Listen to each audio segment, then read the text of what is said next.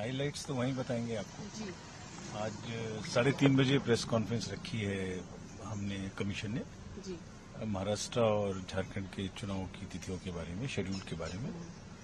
तो उसमें आप आइए, वहीं सब चीजें आपको बताएंगे। एक अहम सवाल, जिस तरीके से लगातार ईवीएम पर सवाल उठता रहा है और फ्री एंड फेयर इलेक्शन हो, क्योंकि तमाम जो अपोजिशन पार्टीज के लीडर हैं उन्होंने हरियाणा पर भी सवाल उठाया, आज भी यही कह रहे हैं कि हमारी उम्मीद है कि इलेक्शन जो हो फ्री एंड फेयर हो, बायस ना हो, ईवीएम पर सही सटीकता रहे। इस पर क्या कहना चाहेंगे सर? एक महत्वपूर्ण सवाल, क्योंकि हमेशा से इलेक्शन कमीशन पर उठता रहा है।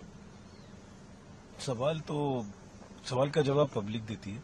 जी सर। वोटिंग में परसेंटेज और वोटिंग में पार्टिसिपेट करके पब्लिक जवाब देती है सवाल का।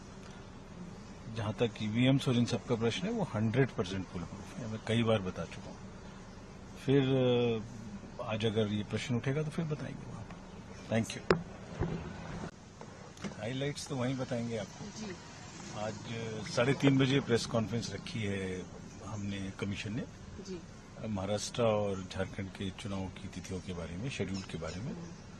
तो उसमें आप आइए, वहीं सब चीजें आपको बताएंगे। एक अहम सवाल, जिस तरीके से लगातार ईवीएम पर सवाल उठता रहा है और फ्री एंड फेयर इलेक्शन हो, क्योंकि तमाम जो अपोजिशन पार्टीज के लीडर हैं उन्होंने हरियाणा पर भी सवाल उठाया, आज भी यही कह रहे हैं कि हमारी उम्मीद है कि इलेक्शन जो हो फ्री एंड फेयर हो, बायस ना हो, ईवीएम पर सही सटीकता रहे। इस पर क्या कहना चाहेंगे सर? एक महत्वपूर्ण सवाल, क्योंकि हमेशा से इलेक्शन कमीशन पर उठता रहा है। सवाल का जवाब पब्लिक देती है। जी सर। वोटिंग में परसेंटेज और वोटिंग में पार्टिसिपेट करके पब्लिक जवाब देती है सवाल का।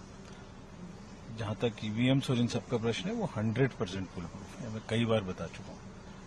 फिर आज अगर ये प्रश्न उठेगा तो फिर बताएंगे वहां पर। Thank you.